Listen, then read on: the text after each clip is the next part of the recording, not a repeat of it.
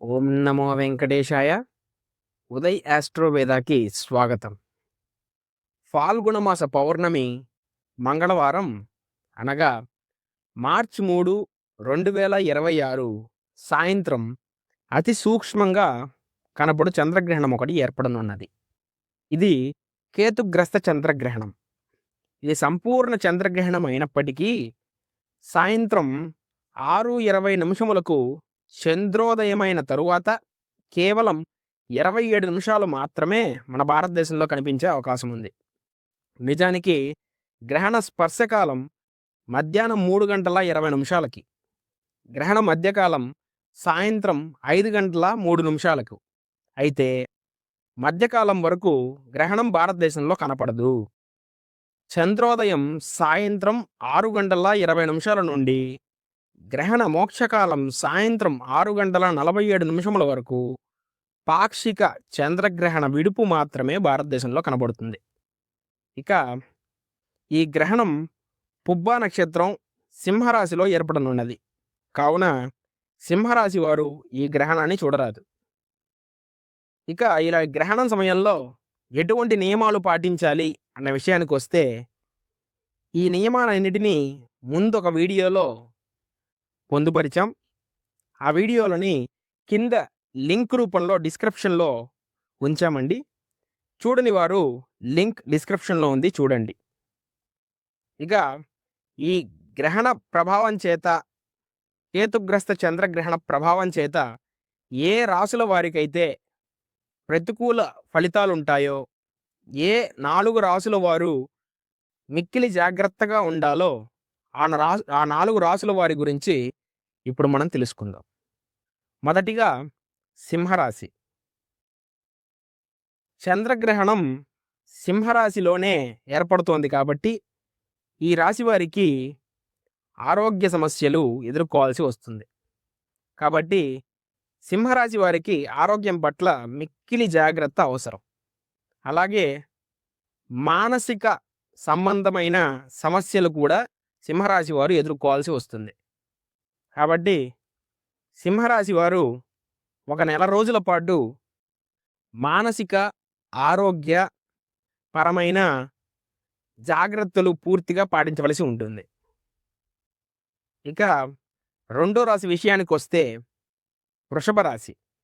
ఈ రాశి నుండి 4వ స్థానంలో గ్రహణం ఏర్పడుతోంది కాబట్టి ఈ రాశి వారికి విద్యార్థులకు విద్యా సంబంధమైన ఇబ్బందులు కలిగే అవకాశాలు ఉన్నాయి.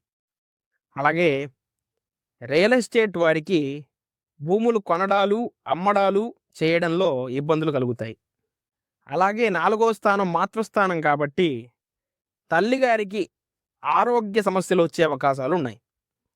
కాబట్టి వృషభ రాశి వారు ఎలాంటి జాగ్రత్తలు తీసుకోవాలంటే, తల్లిగారి ఆరోగ్యంపై ప్రత్యేక శ్రద్ధ తీసుకోవడం అవసరం. అలాగే రియల్ ఎస్టేట్ వారు ఈ సమయంలో భూములు కొనేటప్పుడు, అమ్మేటప్పుడు కొంచెం జాగ్రత్తగా డాక్యుమెంట్లన్నీ పరిశీలించి కొనడం అవసరం. ఇక ప్రతికూల ఫలితాలు పొందే రాశులలో 3వ రాశి మకర రాశి. ఈ రాశి నుండి 8వ స్థానంలో గ్రహణం ఏర్పడుతోంది కాబట్టి వీరికి ఆరోగ్య సమస్యలు, వాహనాలలో ప్రయాణం చేసే వారికి చాలా జాగ్రత్తలు అవసరం. తగిన జాగ్రత్తలు తీసుకునే ప్రయాణం చేయాలి. ఇక ఇందులో ఆఖరిది కన్యా రాశి. కన్యా రాశి నుండి 12వ స్థానంలో గ్రహణం ఏర్పడుతోంది కాబట్టి వీరికి అనవసరపు ఖర్చులు పెరుగుతాయి. అనుకోని ఖర్చులు పెట్టవలసి వస్తుంది. కాబట్టి ఖర్చు పెట్టే సమయంలో 1కి 10 సార్లు ఆలోచించి పెట్టడం అవసరం. ఇలా సింహరాశి, వృషభ రాశి, మకర రాశి, కన్యా రాశుల వారు ఈ గ్రహణాన్ని చూడకపోవడం మంచిది. ఇక పరిహారాల విషయానికి వస్తే, గ్రహణం పూర్తయిన తరువాత మరుసటి రోజు ఈ 4 రాశుల వారు దోష పరిహారాన్ని తగ్గించుకోవడం కోసం ఉలవలు, పాలు, బియ్యం, వెండి నాగపడిగ, చంద్రబింబం, దక్షిణా సహితముగా బ్రాహ్మణులకు దానం ఇవ్వగలను. అలాగే గ్రహణ శాంతి మరియు రుద్రాభిషేకం చేయించుకోవాలి. ఇక కేతుగ్రస్త చంద్రగ్రహణం వల్ల మధ్యమ ఫలితాలు పొందే రాసుల విషయానికి వస్తే ఇందులో మొదటిది కర్కాటక రాశి. కర్కాటక రాశి నుంచి 2వ స్థానంలో గ్రహణం ఏర్పడుతోంది కాబట్టి ఈ రాశి వారికి ధనపరమైన ఒడిదుడుకులు ఉండే అవకాశం ఉంది. అలాగే వీరి మాటల వల్ల కొంతమంది మిత్రులతో పాటు శత్రువులను కూడా పెంచుకుంటారు. కాబట్టి ఈ కర్కాటక రాశి వారు ఈ ప్రతికూల ఫలితాలను తగ్గించుకొని కేవలం అనుకూల ఫలితాలను మాత్రమే పెంచుకోవడం కోసం వచ్చే నెల రోజుల పాటు ఓం శ్రీమాత్రే నమః అనే మంత్రాన్ని ఉదయం 108 సార్లు జపించండి. ఇక ఇందులో 2వ రాశి మేషరాశి. మేషరాశి నుండి 5వ రాశిలో గ్రహణం వస్తోంది కాబట్టి ఈ రాశి వారికి సంతానపరమైన మధ్యమ ఫలితాలు ఉండే అవకాశాలు ఉన్నాయి.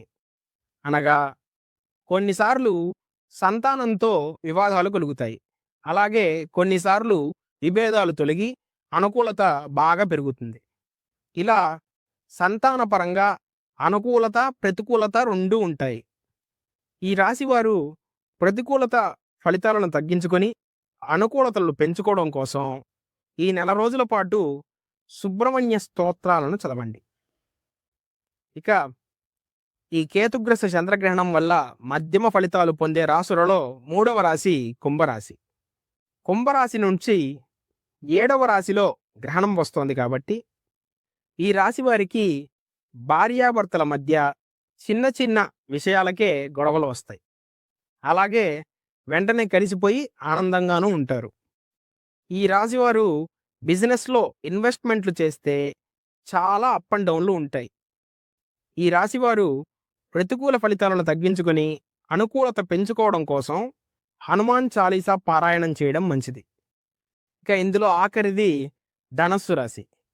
ఈ రాశి నుండి 9వ స్థానంలో గ్రహణం వచ్చింది కాబట్టి ఈ రాశి వారికి కొంత సమయం తండ్రితో చిన్న విషయానికే గొడవలవుతాయి. కొంత సమయం ఒక మాటతో గొడవలు తగ్గి కలిసిపోతారు. కొంతమందికి తాతల ఆస్తులు చేతికి అందుతాయి. మరికొంతమందికి చేతిదాకా వచ్చిన ఆస్తులు చేజారిపోతాయి. ఇలా ఈ రాశి వారికి మధ్యమ ఫలితాలు ఉంటాయి. ప్రతికూల ఫలితాలు తగ్గించుకొని అనుకూల ఫలితాలను ఎక్కువగా పొందడం కోసం ఈ ధనస్సు రాశి వారు దక్షిణామూర్తికి అభిషేకం చేయించుకోవడం మంచిది, లేదా గురుచరిత్ర పారాయణం చేయడం మంచిది.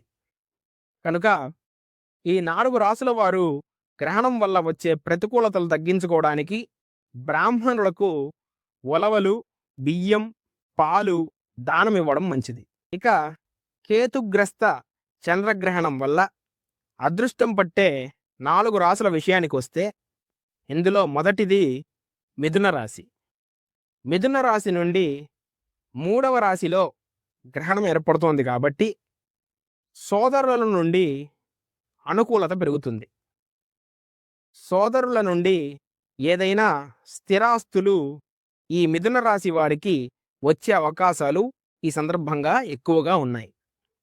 ఇక 2వ రాశి విషయానికి వస్తే మీనరాశి.